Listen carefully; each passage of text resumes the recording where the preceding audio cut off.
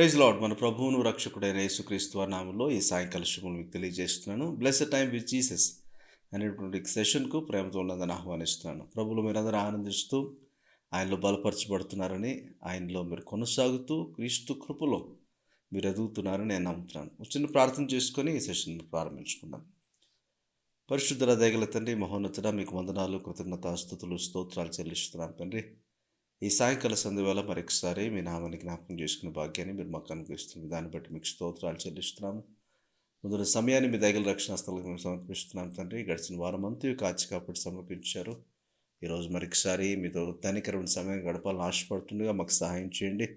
అయినా మా ఆరాధనలోనూ, మా స్తుతి నైవేద్యంలోనూ, వాక్య ధ్యానంలోనూ, ఆఖరి ప్రార్థన వరకు మీ సన్నిధి తోడుగా ఉంచి నడిపించమని, సూటిగా స్పష్టంగా మీ వాక్కు ద్వారా మాతో మాట్లాడమని, మా హృదయాలు మీరు తెప్పరిలా చేయమని మమ్మల్ని మీ దయగల రక్షణ స్థలకు చెప్పుకుంటూ, అపవాదికి చోటు లేకుండా మీ నామ మహిమార్థమే ఈ యొక్క కార్యక్రమం అంతర్లో మీకు సన్నిధి తోడుగా ఉంచి నడిపించి బలపరచమని, ముందు సమయాన్ని మాకు దీవెనకరంగా మీకు మహిమకరంగా మలచుకోమని యేసుక్రీస్తు వారి నామములో అడిగి వేడుకుంటున్నాము తండ్రి. ఆమేన్. ఆమేన్. మంచిది. ఒక పాట పాడి ప్రభుని కనపరుద్దాం. ప్రభు యొక్క పరిశుద్ధ నామాన్ని మనం సన్నతిద్దాం. ఆయనకు మహిమ కలుగునట్లుగా పాడదాం. ప్రభుని కనపరుద్దాం. తండ్రి, కుమార, శుద్ధాత్ముడా, త్రియేక దేవుడా అనే పాట పాడుతూ ప్రభుని స్తుతిద్దాం.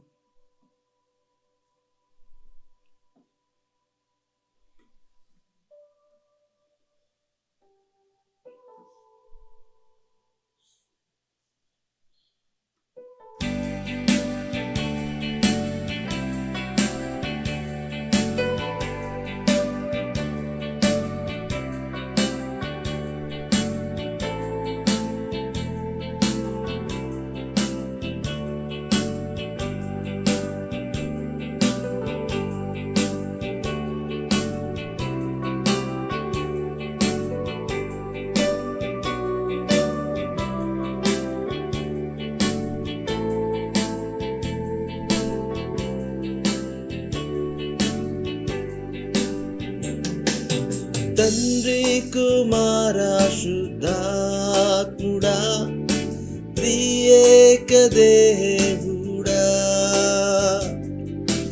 ఆరాధింతును నిన్నే ఆత్మతో సత్యముతో. తండ్రి, కుమార, శుద్ధాత్ముడా, త్రియేక దేవుడా, ఆరాధింతును నిన్నే ఆత్మతో సత్యముతో. సృష్టికర్త నిన్నే, సత్య స్వరూపుడా, నా కొరకే బలి అయిన దేవా, నిన్నే ఆరాధింతు, నిన్నే ఆరాధింతు, నిన్నే ఆరాధింతు, నిన్నే ఆరాధింతు. తండ్రి, కుమార, శుద్ధాత్ముడా, త్రియేక దేవుడా, ఆరాధింతును నిన్నే ఆత్మతో సత్యముతో. తండ్రి, కుమార, శుద్ధాత్ముడా, త్రియేక దేవుడా, ఆరాధింతును నిన్నే ఆత్మతో సత్యముతో. సృష్టికర్త నిన్నే, సత్య స్వరూపుడా, నా కొరకే బలి అయిన దేవా, నిన్నే ఆరాధింతు, నిన్నే ఆరాధింతు, నిన్నే ఆరాధింతు. జీవాది జీవాధిపతి అయిన తేజోమయుడా, సర్వోన్నతుడా, నిన్నే నే ఆరాధింతు, నిన్నే నే ఆరాధింతు, నిన్నే నే ఆరాధింతు, నిన్నే నే ఆరాధింతు. జీవాధిపతి అయిన తేజోమయుడా, సర్వోన్నతుడా, నిన్నే నే ఆరాధింతు,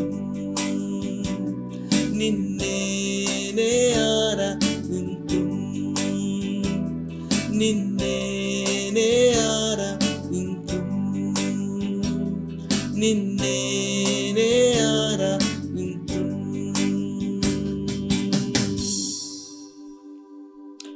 కొద్ది నిమిషాలు ప్రభుని ఆరాధిద్దాం. ఆయన మహోన్నతమైన నామాన్ని కనపరుద్దాం. తండ్రి, కుమార, పరిశుద్ధాత్మ త్రియేక దేవుని నామాన్ని కనపరుద్దాం. ఆయన నామము ఎన్నదగిన నామము, ఘనపరచదగిన నామము, ఎత్తైనటువంటి దుర్గము, బలమైన దుర్గం ఆయన నామం. హల్లెలూయా. పరిశుద్ధాత్మ దేవుడు మనకు యేసు ప్రభువుని గురించి మనకు తెలియజేస్తుండగా, తండ్రిని గురించిన అనుభవ జ్ఞానం నడిపిస్తుండగా, ఆత్మతోను సత్యముతోను ప్రభుని ఆరాధిద్దాం. ప్రభునికి స్తోత్రం. జీవాధిపతి వర తండ్రి నీకు స్తోత్రం. మహోన్నతుడకు దేవానికి స్తోత్రం. అద్వితీయ సత్య దేవుని ఏకైక పుత్రుడా యేసయ్యా నీకు వందనాలు. నీకే స్తోత్రం. మా రక్షకుడా, మా రక్షణకు ఆధారము, మా నీతికి ఆధారమైన యేసయ్యా నీకు స్తోత్రాలు. మమ్మల్ని సర్వసత్యంలోకి నడిపించు పరిశుద్ధాత్మ దేవానికి స్తోత్రాలు. మమ్మల్ని క్రీస్తు స్వరూపులకు మారుస్తున్నటువంటి మీ యొక్క నడిపింపును బట్టి మీకు స్తోత్రాలు చెల్లిస్తున్నాను. We give you glory, we give you honor, we give you praise.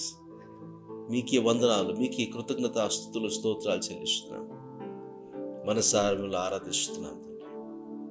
మీకు చెందవలసిన మహిమను, ఘనతను, ప్రభావం మీకు మేము ఆరోపిస్తూ మా ఈ స్తుతిని, ఆరాధన మీకే సమర్పిస్తున్నాము తండ్రి. ఆమేన్, ఆమేన్, ఆమేన్. Praise the Lord. హల్లెలూయా. తండ్రి, కుమార, పరిశుద్ధాత్మ త్రియేక దేవుడుగా పిలువబడుతున్నటువంటి మన దేవుని మనం స్తుతిస్తున్నప్పుడు, ఆరాధిస్తున్నప్పుడు తండ్రి ఏమైనారో, కుమారుడు ఏమైనారో పరిశుద్ధాత్మ మనకు బోధిస్తుండగా, మనకు ఒక ప్రత్యక్షతను అనుగ్రహిస్తుండగా, ఆ ప్రత్యక్షతతో దేవుని ఆరాధించేటువంటి అనుభవంలోనికి మనం వెళ్ళాలి. ఎందుకంటే చాలాసార్లు మనకు తెలిసిన కొన్ని పదాలతోనే మనం ఆరాధన చేస్తూ ఉంటాము. కానీ మీరు వాక్యం చదివినప్పుడు కావచ్చు, మీరు దేవుని గురించి ఏదైనా కొత్త విషయాన్ని నేర్చుకున్నప్పుడు మీరు వెంటనే స్తుతించడం ప్రారంభించండి. ఇలా చేసినప్పుడు ఏమవుతుందంటే అది మీ సోల్, మీ ఆత్మలోకి అది సింక్ అయిపోతుంది. ఆ ప్రత్యక్షత ఎప్పుడైతే మీ ఆత్మలోనికి సింక్ అవుతుందో, మీరు అనుభవపూర్వకంగా ప్రభువుని ఆ విషయంలో స్తుతించడం, ఆరాధించడం ప్రారంభిస్తారు. ఇలా ఈ పాటికి యేసు ప్రభువుని గురించి కావచ్చు, తండ్రి అయిన దేవుని గురించి కావచ్చు, ఇప్పటికి పరిశుద్ధాత్మ దేవుడు మీకు ఎన్ని రకాలుగా, ఎన్ని విధాలుగా బోధించుంటాడో, అయితే ఇప్పటికి ఎన్ని స్తుతి అనుభూతులు మీలో నుంచి రావాలో ఆలోచన చేయండి.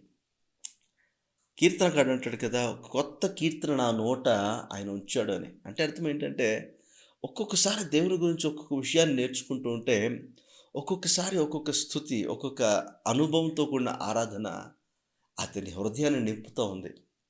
ఈరోజు ప్రతిరోజు దేవుని గురించి ఏదైనా ఒక కొత్త విషయాన్ని నేర్చుకుంటున్నారా? చాలా మటుకు మనం వినటానికి ఇష్టపడుతూ ఉంటాం, ఎవరు ఏం కొత్తగా బోధిస్తారా అని.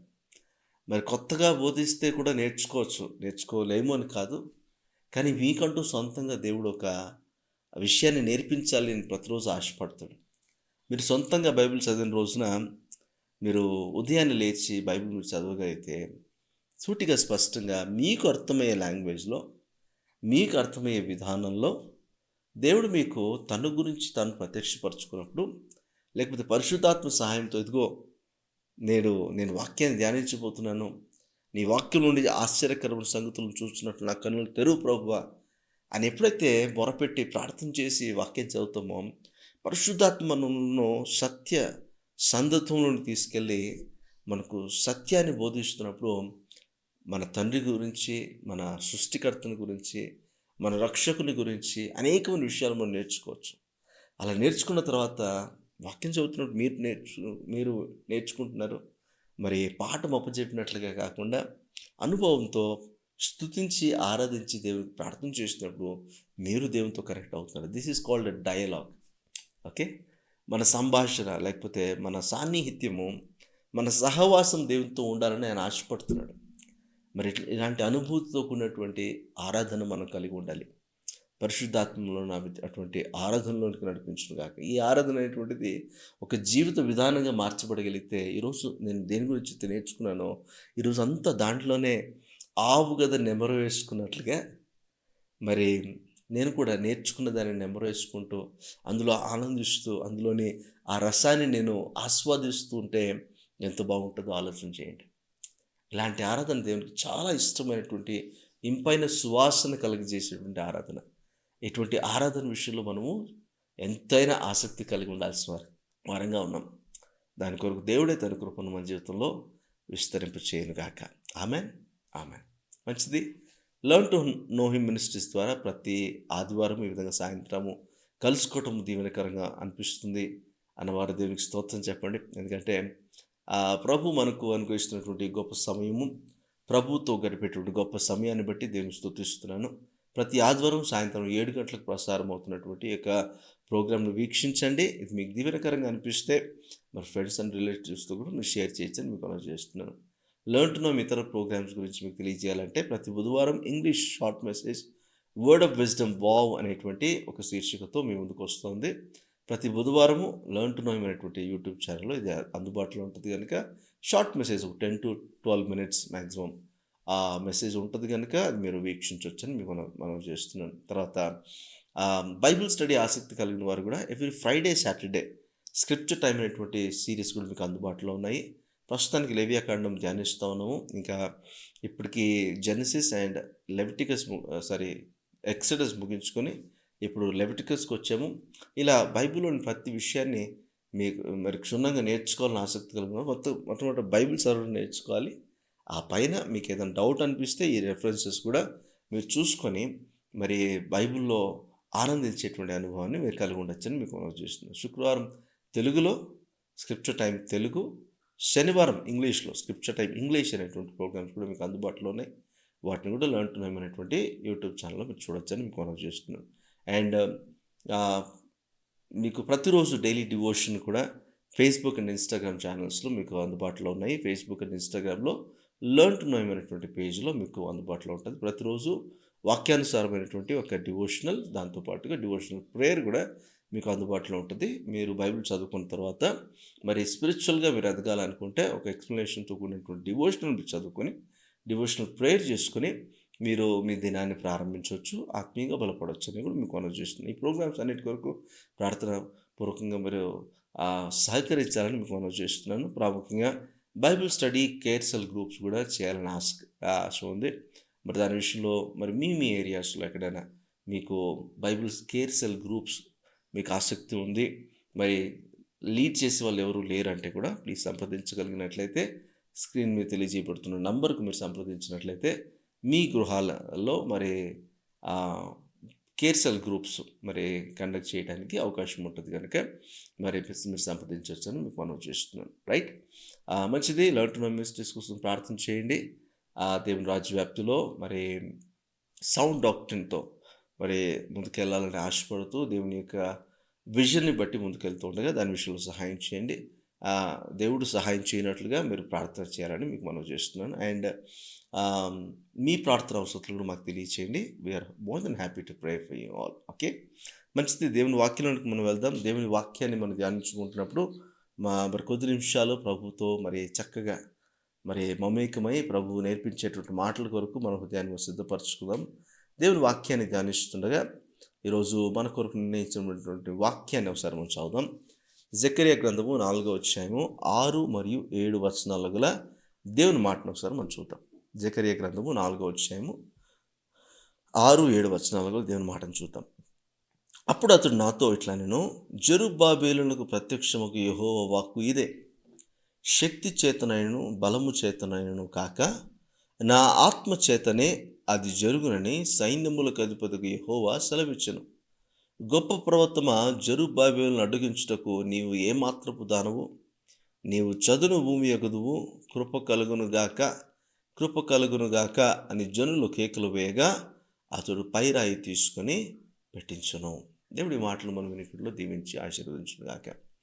సంవత్సర ప్రారంభం నుంచి కూడా, లేకపోతే గడిచిన సంవత్సరం నుంచి కూడా దేవుని కృపను గురించి, ఆయన వాత్సల్యతను గురించి, ఆయన కరుణ కటాక్షముల గురించి, ఆయన దయను గురించి అనేకమైన విషయాలు నేర్చుకుంటూ వస్తున్నాం.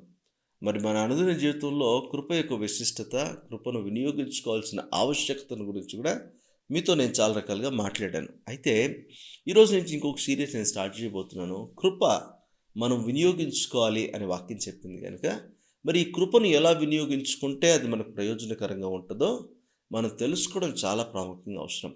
మరి ఈ కృపను వినియోగించుకునే విషయంలో పరిశుద్ధాత్మ యొక్క సహకారము, పరిశుద్ధాత్మ యొక్క పాత్ర చాలా ప్రాముఖ్యంగా అవసరము.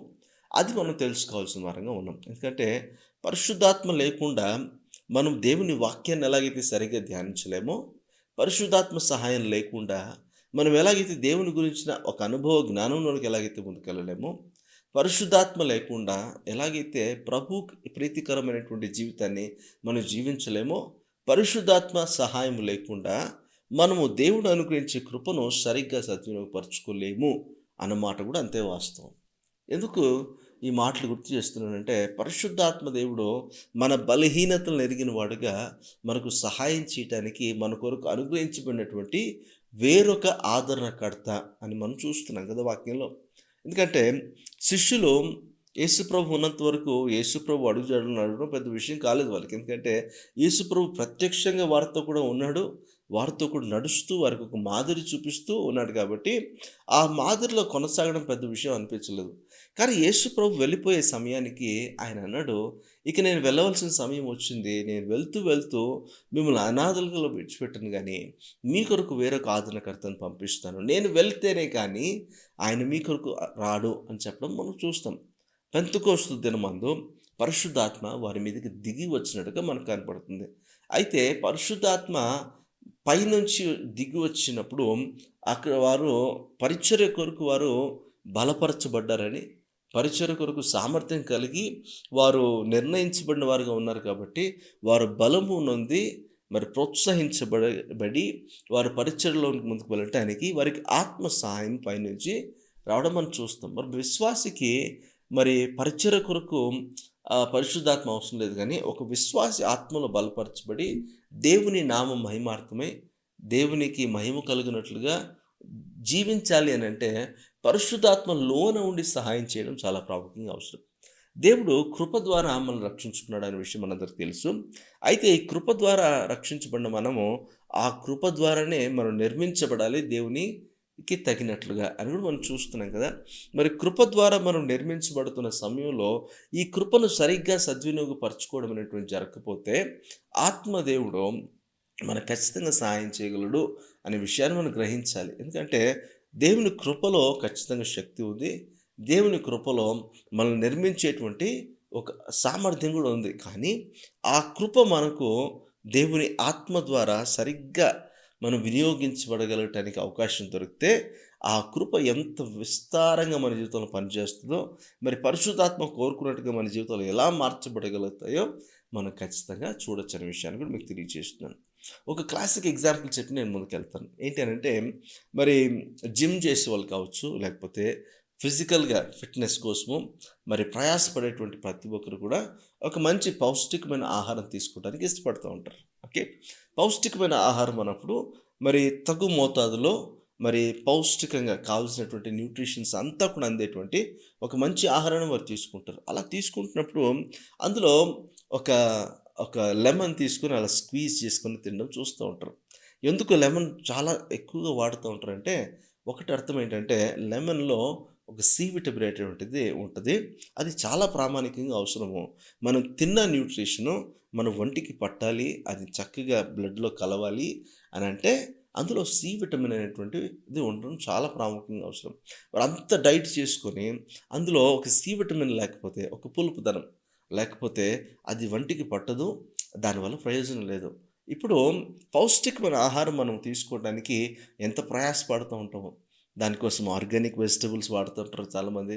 ఆర్గానిక్‌గా పండేటువంటివి తీసుకొని వాడుతూ ఉంటారు. కానీ ఇలా వారి శరీరం విషయంలో ఇంత జాగ్రత్తలు వహించేటువంటి మనము, ఆత్మీయత విషయంలో ఎందుకో మన జాగ్రత్త వహించడానికి అంత ప్రాధాన్యత ఇవ్వటం లేదేమో అనిపిస్తుంది. ఎందుకంటే కార్యాలు జరగడం కోసమే దేవుని వాక్యాన్ని ధ్యానించడం కావచ్చు, లేకపోతే దేవుని వాక్యాన్ని అనుసరించి నడుచుకోవడం కావచ్చు, లేకపోతే కార్యాలు చూడడం కోసం ఒక అద్భుతం, ఒక సూచక్రియ చూడడం కోసమే, ఒక ఒక విమోచన నా జీవితంలో కలగాలంటే, ఒక రక్షణ నా జీవితంలో కలగాలంటే, ఒక స్వస్థత, ఒక విజయం నేను సాధించాలంటే దేవుని వాక్యాన్ని పట్టుకుంటున్నాం గానీ, నిజంగా ఆత్మీయతలో వర్ధిల్లాలి అనేటువంటి అనుభవంలోనికి మనిషి రావటానికి ఇష్టపడట్లేదు అని కూడా మనం చూస్తున్నాం ఈ రోజుల్లో.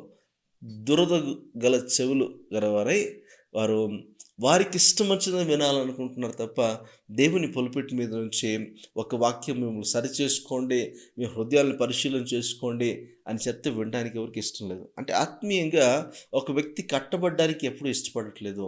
ఏదో తన అవసరానికి దేవుని వాడుకునేటువంటి వారుగా మనుషులు కనపడుతున్నారు. అందరూ అలానే ఉంటారని నేను చెప్పను గానీ, మోస్ట్ ఆఫ్ ద పీపుల్ అలానే ఉంటున్నారు ఇప్పటి కాలంలో. మరి ఒకప్పుడు కూడా భక్తి జరిగేది. ఆ భక్తిలో ఒక భయం ఉండేది. ఆ భక్తిలో ఒక యథార్థత ఉండేది. ఆ భక్తిలో ఒక చక్కటి డిసిప్లిన్ కనపడేది. కానీ ఇప్పుడు భక్తి చేస్తున్నాం గానీ, ఏదో పని దేవుడి నుంచి పొందుకోవడానికి, ఏదో ఒక కార్యం దేవుని దగ్గర చూడటానికే ఆ భక్తి ఇప్పట్లో కనపడుతోంది.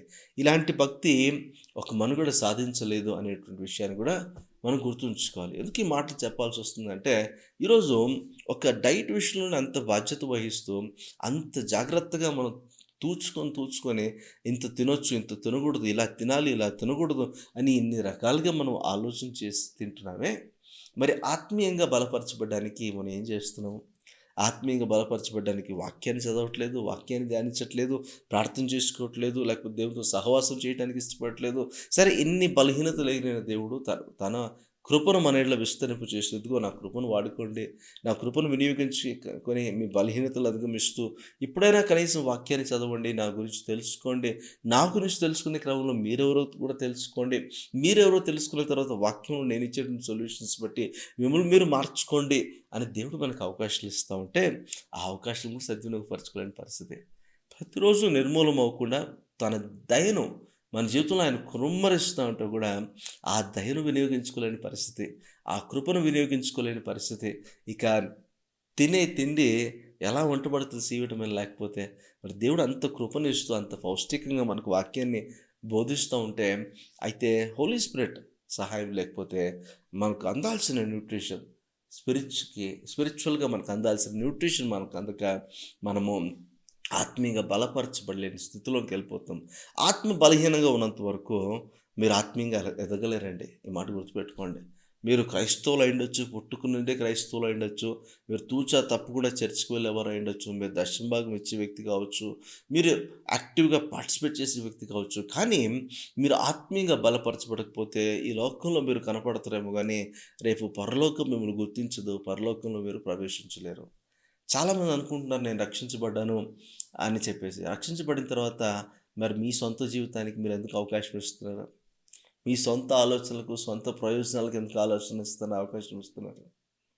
దేవుని ఆత్మచేత నడిపించబడే అనుభవంలో మీరు ఉంటున్నారా? క్రీస్తు యేసు ప్రభుత్వంలో మీరు ఉంటున్నారా? ఆయన రాజరికంలో మీరు నడుస్తున్నారా? మీ ఆత్మీయ జీవితం ప్రభువులో ఆనందించేటువంటి ఆత్మీయ జీవితంగా ఉందా? రక్షణ ఆనందాన్ని మీరు అనుభవిస్తున్న వారుగా ఉన్నారా? ఒకసారి పరీక్షించుకోవడం చాలా ప్రాముఖ్యంగా అవసరం.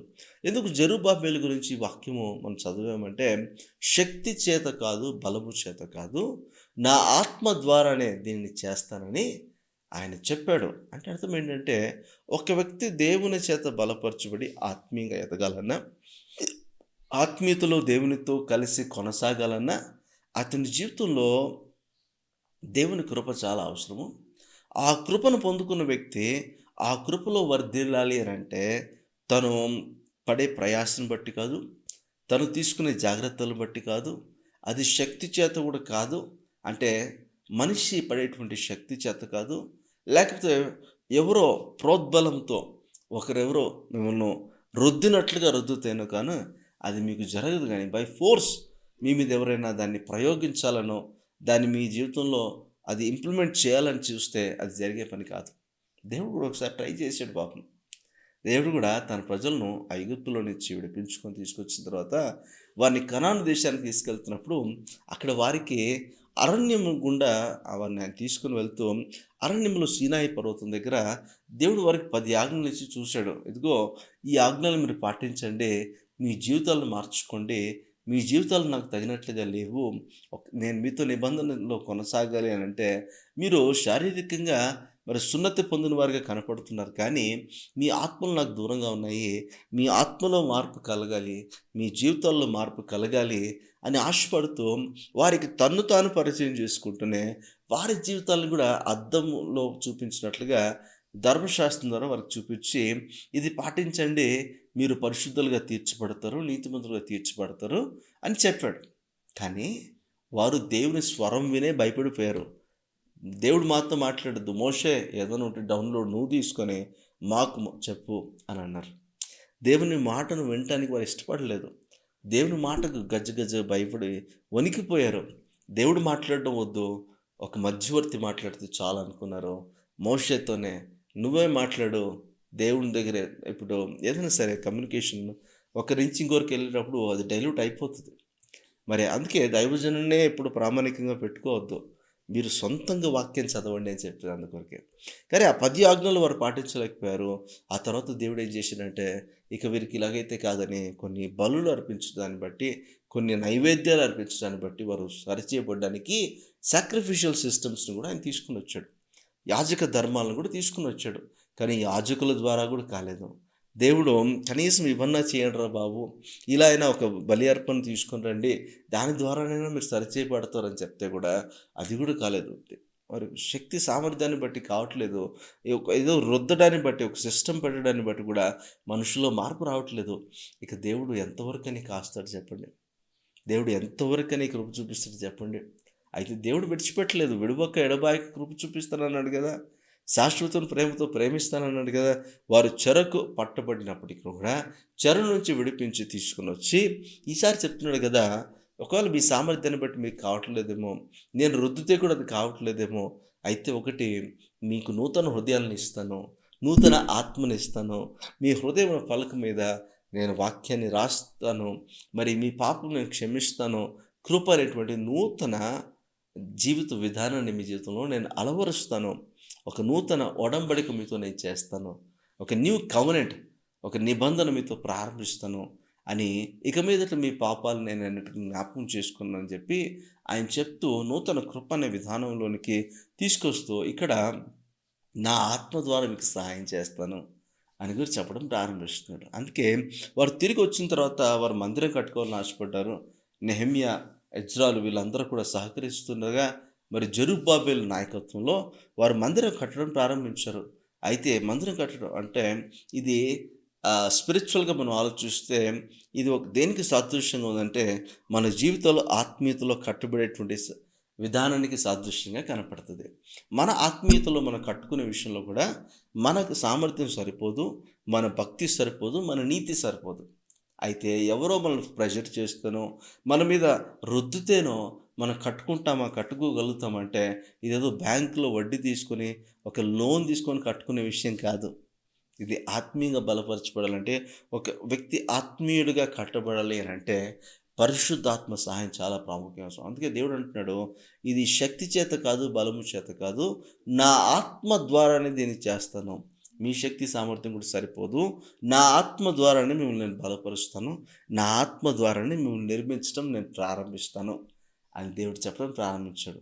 ఆయన నిర్మిస్తూ ఉండగా మరి జెరుబ్బాబెలు మందిరం కట్టడానికి పూనుకుంటే జెరుబ్బాబెలును అడ్డగించడానికి నువ్వెంత మాత్రపు దానవు అని అక్కడ ఒక పర్వతాన్ని ఆయన గద్దించినట్టుగా చూస్తున్నాం. ఈ లోకంలో ఈ లోకనాథుడు ఉన్నాడు చూసారా, ఏ ఏ ఎవడైతే ఈ లోక అధిపతిగా ఉన్నాడో వాడు చెప్పినట్లుగా వాడు ఒక సిస్టమ్ని ఈ లోకంలో ఇంప్లిమెంట్ చేస్తూ ఉంటే ఆ సిస్టంలో మనందరం పాలిభాగస్థులం అయిపోయి అపరాధములు చేత చచ్చిన స్థితిలో ఉన్నప్పుడు దేవుడు మనల్ని కనికరించి తన మహాకృప చేత తన ప్రేమను బట్టి తన కృప ద్వారా మనకు రక్షణ ఉచితంగా ఇచ్చాడని ఎఫెసీయులకు రాసిన పత్రిక 2వ అధ్యాయంలో మనం చూస్తాం. అదేవిధంగా ఇప్పుడు కూడా దేవుడు తన ఆత్మను మనకిస్తూ, ఈ లోకాధిపతి మనం ఆత్మీయంగా బలపరచబడకుండా ఎన్ని అవరోధాలు, అడ్డంకులు ఏర్పాటు చేసినా కూడా వాటన్నిటిని అధిగమించి దేవుని నామ ఘనత కొరకు పరిశుద్ధులకు తగినట్లుగా దేవునికి ప్రీతికరమైనటువంటి విధానంలో మన జీవితాలను ఆత్మీయంగా కట్టుకోవటానికి పరిశుద్ధాత్మ కృప కలుగునుగాక అని సహాయం చేస్తూ ఉన్నాడని ఈ వాక్యం ద్వారా మనం నేర్చుకోగలం. నిజంగా దేవుడు ఎంత బాధ్యత వహిస్తున్నాడో చూడండి. నిజంగా ఒక మనిషి ఆత్మీయంగా బలపరచబడడానికి ఎంత ప్రయాసపడుతున్నాడంటే చాలా తక్కువ. ఫిజికల్‌గా సంపాదించుకోవటానికి కావచ్చు, విస్తరించడానికి కావచ్చు, అభివృద్ధి చెందడానికి కావచ్చు, మనిషి రేయింబగళ్ళు కష్టపడుతున్నాడు. సమయం అనేది చూసుకోకుండా ఎంతో ప్రయాసపడుతున్నాడు. తిన్నాడా? తినలేదా? పడుకున్నాడా? రెస్ట్ తీసుకోవట్లేదా? ఇవేమీ కాదు. సంపాదించాలి, సంపాదించాలి.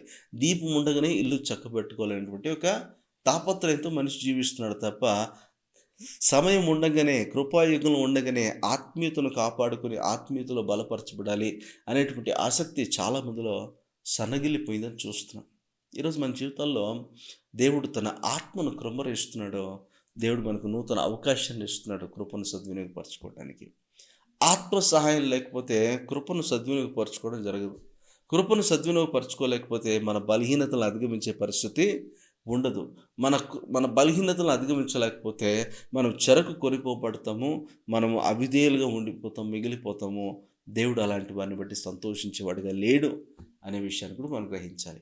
నిజంగా కృప మన జీవితంలో ఎంత అవసరమో ఆ కృపను సద్వినియోగపరచుకునే విషయంలో పరిశుద్ధాత్మ యొక్క రోల్ కూడా మనం మర్చిపోవటానికి వీలు లేదు. ఈరోజు లోకనాథుడు, ఈ లోకం సంబంధించిన అధిపతి మనల్ని దేవుని చిత్తంలో నుంచి బయటికి తీయటానికి, దేవుని ఉద్దేశం నుంచి బయటికి తీయటానికి, దేవుని సంకల్పం నుంచి మనల్ని బయటికి తీయడానికి, దేవుడు కోరుకునే విధంగా కాకుండా దేవుడు నొచ్చుకునే విధంగా మన జీవితాలు మార్చడానికి వాడు ఎంతో ప్రయాసపడుతున్నాడు. ఆ ప్రయాసకు మనము అడ్డు నిలుద్దామా, లేకపోతే ఆ ప్రయాసకు మనము తలొగ్గేద్దామా? ఆలోచన చేయండి రోజున. దేవుడు తన ఆత్మ ద్వారా మనకు సహాయం చేయాలని ఆశపడుతున్నాడు. దేవుడు తన ఆత్మ ద్వారా మనల్ని బలపరచాలని, మనల్ని కట్టాలని ఆశపడుతున్నాడు. ఈరోజు ఆయన చేత నిర్మించబడే అనుభవంలోనికి మనం రావాలి. ఒకసారి పైనటువంటి మట్టి మాటికి అది ఒకసారి కొంచెం అలా తప్పిపోతే మరలా కుమ్మరి ఏం చేస్తాడు? మరలా మట్టిని సమకూర్చి మరలా దాన్ని నిర్మించడం ప్రారంభిస్తాడు. ఆ మట్టి సారిపైన ఉన్నంత వరకు he will not leave it. ఆ మట్టి ఎంత పక్కకి వెళ్ళాలని అనుకున్నా కూడా కుమ్మరి మళ్ళా కష్టపడి ఎటు తిరిగి దాన్ని సమకూర్చి మరలా దాంతో ఒక ఘనమైన పాత్ర, ఒక ప్రయోజనకరమైన పాత్రను చేయటానికి ఇష్టపడతాడు. కానీ నేను సారపైకి రావడానికి మట్టిగా ఇష్టపడట్లేదు, నేను మట్టిగా ఉండిపోవడానికి ఇష్టపడుతున్నానంటే దానివల్ల ప్రయోజనం లేదు. ఈ మట్టికి కొంచెం నీరు పట్టిస్తే దాన్ని బాగా కలిపిన తర్వాత అది ఆ సార మీదకి వచ్చిన తర్వాత అది చక్కగా కుమ్మరి ద్వారా ఒక మంచి ఘనమైన పాత్రగా తీర్చిదిద్దబడగలుగుతుంది. ఈరోజు సారే పైన ఉన్న మంటిని నేను గ్రహించగలిగితే నేను ఆయన చేతిలో ఉన్నాను అని గుర్తించగలను. ఆయన వాడేటువంటి పాత్రగా ఆయన నన్ను మలుచుకొనుగాక అని మనం ఆలోచన చేయాలి. ఇలా జరగాలి అంటే కృప మన జీవితంలో కలగాలి. మరి అలా కృప కలుగునుగాక అని ఒక్కొక్క రాయి పెడతా ఉన్నారంట. మందిరం కట్టేంత వరకు ఎలాంటి అవరోధాలు, ఎలాంటి ఇబ్బందులు తలెత్తకుండా వారు చక్కగా మందిరాన్ని ముగించగలిగారంట. ఈరోజు మన ఆత్మీయ జీవితంలో కూడా అవరోధాలు వస్తాయి, శోధనలు వస్తాయి. స్వకీయమైన దురాశల వల్ల కూడా అనేకమైన శోధనలు కలుగుతాయి. అయితే పరిశుద్ధాత్మ సహాయం బట్టి ఆ శోధనలను అధిగమించి, ఆ బలహీనతను అధిగమించి పరిశుద్ధంగా జీవిస్తూనే దేవుని కృప చొప్పున, దేవుని నిర్ణయం చొప్పున, దేవుని సంకల్పం చొప్పున, దేవుని ఉద్దేశం చొప్పున ఆయన చిత్తానుసారంగా మన జీవితంలో ఆత్మీయంగా కట్టబడేటువంటి అనుభవంలోనికి రాగలిగితే ఎంత బాగుంటుందో ఆలోచన చేయండి. అలా ఆత్మీయంగా మనం కట్టబడుతుండగా, సజీవ రాళ్ళ వల్ల మనం కట్టబడుతుండగా ఎవరికి మహిమ? దేవునికే కదా మహిమ. దేవుడు ఇష్టపడేటువంటి వ్యక్తులుగా మనం మార్చబడితే అది మనకు కూడా ప్రయోజనకరమే కదా.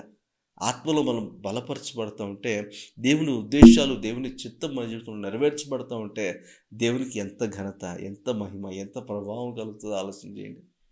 ఈరోజు మనం ఆత్మీయులుగా బలపరచబడడానికి ప్రయత్నమే చేయట్లేదు అనుకోండి, కానీ కనీసం దేవుని చేతుల్లోనికి రావడానికి ఇష్టపడగలిగితే దేవుడు తన కృపను కూడా మన పట్ల విస్తరింప చేస్తుండగా దేవుని ఆత్మ ద్వారా ఆ కృపకు తగిన ఫలితాన్ని, ఆ కృపకు తగినటువంటి సత్ఫలితాన్ని, ఒక చక్కటి ఆహ్, ఏమంటారు ప్రతిఫలాన్ని మనం మన జీవితాల ద్వారా దేవునికి ఇచ్చేవారుగా మనం మార్చబడగలిగితే ఎంత బాగుంటుందో ఆలోచన చేయండి. ఈరోజు ఈ మాట ద్వారా ఒక విషయాన్ని మీకు తెలియజేయాలని ఆశపడుతున్నాను. మన శక్తిని బట్టి, మన సామర్థ్యాన్ని బట్టి 1, 2 రోజులు పరిశుద్ధంగా జీవించగలమేమో. కానీ దేవుని కొరకు నిత్యత్వం పరిశుద్ధంగా జీవించాలంటే మన వల్ల కాదు. కానీ అలాగని చెప్పి పక్కన ఉండిపోవద్దు. దేవుడు తన కృపను విస్తరింపజేస్తున్నాడు. మన బలహీనతలు అధిగమించడానికే దేవుడు కృపనిస్తున్నాడు. ఆ కృపను సద్వినియోగపరచుకోవడానికి పరిశుద్ధాత్మ చేతిలోనికి రావడము చాలా ప్రాముఖ్యంగా వస్తుంది. ఎప్పుడైతే నేను పరిశుద్ధాత్మ చేతిలోనికి వస్తానో, పరిశుద్ధాత్మ నన్ను చక్కగా ట్రీట్ చేయడం ప్రారంభిస్తారు. పరిశుద్ధాత్మ నన్ను చక్కగా ఆత్మలో కట్టడం ప్రారంభిస్తారు. పరిశుద్ధాత్మ నన్ను చక్కగా ట్రీట్ చేస్తూ హేగి ఎలాగైతే ఎస్తేర్ను సిద్ధపరచడం, హదస్తాన్ని సిద్ధపరచడం, అలా పరిశుద్ధాత్మలను దేవుడు కోరుకున్నట్లుగా సిద్ధపరచడం ప్రారంభిస్తాడు. ఎప్పుడైతే అలా ఆయన ప్రారంభిస్తాడో మన జీవితాల్లో దేవుడు కోరుకున్నట్లుగా ఆయన కొరకు సువాసన భరితమైనటువంటి పరిమళ సువాసన ధూపముగా ఉంటాయి తప్ప, ఆయన ఆగ్రహించగలిగినటువంటి ఒక చక్కటి నైవేద్యంగా మన జీవితంలో ఉంటాయి తప్ప, దేవుణ్ణి బాధ పెట్టేటువంటి, దేవుణ్ణి ఆవేదన గురి చేసేటువంటి జీవితాల్లోనికి మన జీవితాలు రాకూడదనే విషయాన్ని గుర్తుంచుకోండి. ఈరోజు నా ఆత్మ ద్వారానే చేస్తానని దేవుడు చెప్తున్నాడు. తన ఆత్మ సహాయాన్ని మనం తీసుకుంటూ కృప కలుగును గాక అని ఒక్కొక్క మెట్టు మనం ఎక్కుతూ, ఒక్కొక్క అడుగు ముందుకేస్తూ, ఆయన కృపను ఆస్వాదిస్తూ మనం బలపరచబడుతుండగా దేవునికి ఇష్టలుగా జీవించడానికి దేవుడే మనకు సహాయం చేసి నడిపించుగాక. అంగరంగ వైభవంగా మనం మందిరం కట్టుకోవాల్సిన అవసరం లేదు. ఇల్లులు కట్టుకుంటున్నాం కదా, అంగరంగ వైభవంగా మన ఆత్మీయతను కట్టుకుంటున్నామా? ఆత్మీయతను కట్టుకునే విషయంలో మనం బాధ్యత వహించగలుగుతున్నామా? ఆ బాధ్యత మనం వహించగలిగితే, దేవుని కృప అందుకు తోడైతే, పరిశుద్ధాత్మలను దేవుడు కోరుకున్నట్టుగా మనం నిర్మిస్తే మన ద్వారా దేవునికి ఎంత మహిమ కలుగుతుంది. మనల్ని బట్టి అనేకులు క్రీస్తుని తెలుసుకునే అనుభవంలోనికి వస్తారు. అనేకులకు క్రీస్తు నామం బయలుపరచబడగలుగుతుంది. మనం ఏదో బోధించాల్సిన అవసరం లేదు, కరపత్రాలు పంచాల్సిన అవసరం లేదు. మన జీవితమే ఒక ఉదాహరణగా ఉండిపోతుంది. అది మన కమ్యూనిటీలో కావచ్చు, మన వర్క్ స్పేస్లో కావచ్చు, మన కుటుంబ సభ్యుల మధ్య కావచ్చు, అనేకులు ఎదుట దేవుని కొరకు సజీవ సాక్షిగా నిలబడే ధన్యతను దేవుడు తన ఆత్మ ద్వారా మనకు అనుగ్రహిస్తున్నాడు. ఈ ఆధిక్యతను ఎవరైతే పునికి పుచ్చుకుంటారో వారు దేవునికి తగినట్లుగా వారు తీర్చిదిద్దబడగలుగుతారు. వారి జీవితాలు నిర్మించబడగలుగుతాయి అని కూడా మీకు తెలియజేస్తున్నాను. ఓకే, ఈరోజు ప్రార్థన చేద్దామా? ప్రార్థన చేసి ప్రభువుని అడుగుదాం. ప్రభువా, నాకు సహాయం చేయి. పరిశుద్ధాత్మదేవా, నాకు సహాయం చేయి. ఈరోజు నేను నశించిపోకుండా నేను జీవిస్తున్నానంటే నీ కృప, నీ దయ. అయితే నీ ఆత్మ నన్ను కట్టడం ప్రారంభిస్తే, ఆత్మ కోరుకున్నట్టుగా, తండ్రి కోరుకున్నట్లుగా నా జీవితం మార్చబడగలిగితే ఎంత మేలు. మీ ఆసక్తిని ప్రభువు తెలియచేయండి. ప్రభువు మిమ్మల్ని ఆత్మలో కట్టునుగాక. ఆమేన్. ప్రార్థన చేద్దాం. పరిశుద్ధుడా, దయగల తండ్రి, మహోన్నతుడా, మీ నామానికి వందనాలు, కృతజ్ఞతాస్తుతులు, స్తోత్రాలు మేము చెల్లిస్తున్నాం. ఈ రాత్రికాల సమయంలో ప్రభు మరొకసారి వాక్యం ద్వారా సూటిగా స్పష్టంగా మా జీవితంలో మీరు మాట్లాడిన విధానం బట్టి మీకు స్తోత్రాలు. నిజమే కదా, మేము మీకు తగినట్లుగా జీవించాలని మీరు కోరుకుంటున్నారు. ఆత్మీయులుగా మేము బలపరచబడాలని, ఆత్మ చేత నిర్మించబడాలని మీరు ఆశపడుతున్నారు. మా జీవితంలో మా బలహీనతలు ఎరిగిన వారుగా మీ కృపను విస్తరింప చేస్తున్నారు. మీకు స్తోత్రాలు. మా శక్తిని బట్టి, మా సామర్థ్యాన్ని బట్టి అయితే మేము సేవించలేము, మీకు తగినట్లుగా మేము జీవించలేము. అలాగని మీరు ఒత్తిడి చేసేటువంటి దేవుడు కాదు. మీ ఆత్మను మా జీవితంలో అనుగ్రహించి, ఏదైతే మా సామర్థ్యాన్ని బట్టి చేయలేకపోతున్నామో, దేన్నైతే మరి మేము మా బలహీనత బట్టి చేయలేని పరిస్థితుల్లో ఉండిపోతున్నామో, మీ ఆత్మ ద్వారా మాకు సామర్థ్యాన్ని ఇచ్చి, మీ కృపను సద్వినియోగపరచుకునేలా, మీరు కోరుకున్నటువంటి ఆత్మీయతలోనికి మేము వచ్చేలా మాకు సహాయం చేస్తానని వాగ్దానం చేస్తున్నారు. మా జీవితంలో మీ కృప కలిగినట్లుగా దీవించండి. లోకనాథుడు మాకు అనేకమైన శోధనలు కల్పిస్తూ ఉండొచ్చు, కానీ వాటన్నింటినీ అధిగమిస్తూ మీ ఇందులో భయభక్తులు కలిగి, మీ దృష్టికి అంగీకారపడుతున్న కలిగి పరిశుద్ధంగా నడుచుకునే భాగ్యాన్ని మా అందరికి దయచేసి నడిపించమని, మీ ఆత్మచేత మా ఆత్మీయతను నిర్మించి బలపరచమని, మీ నామానికి మహిమ ఘనత ప్రభావం ఆరోపిస్తూ యేసుక్రీస్తు వారి నామములో అడిగి వేడుకుంటున్నాం తండ్రి. ఆమేన్. ఆమేన్. Thank you so much. మీరు దీవించబడుతున్నారని నేను నమ్ముతున్నాను. ఈ వాక్యం మీకు దీవెనకరంగా ఉంటే ఫ్రెండ్స్ అండ్ రిలేటివ్స్తో కూడా మీరు షేర్ చేయండి. ఆత్మలో బలపరచబడడానికి దేవుని ఆత్మ సహాయాన్ని తీసుకోండి. మీ జీవితంలో దేవుని కృప మెండుగా కలుగునుగాక. ఆమేన్.